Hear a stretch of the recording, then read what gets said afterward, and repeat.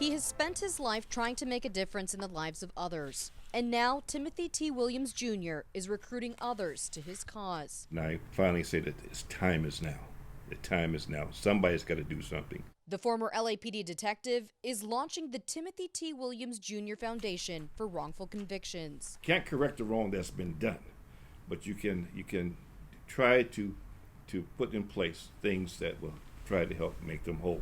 And the first thing to make them whole is get them out. His experience with the criminal justice system started on the streets as a detective working robberies and homicides.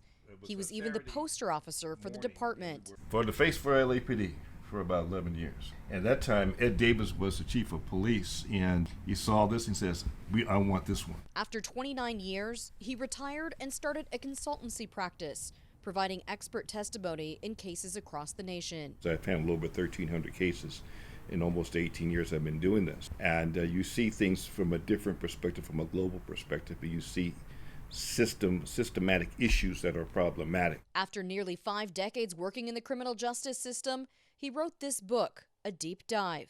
He contends there's a national crisis of wrongful convictions. Individuals languishing in prison for decades upon decades and waiting for someone to help. He's given expert analysis on cases like Cash D. Register, who was convicted of murder in 1979 and released in 2013 after a key eyewitness's story turned out to be a lie.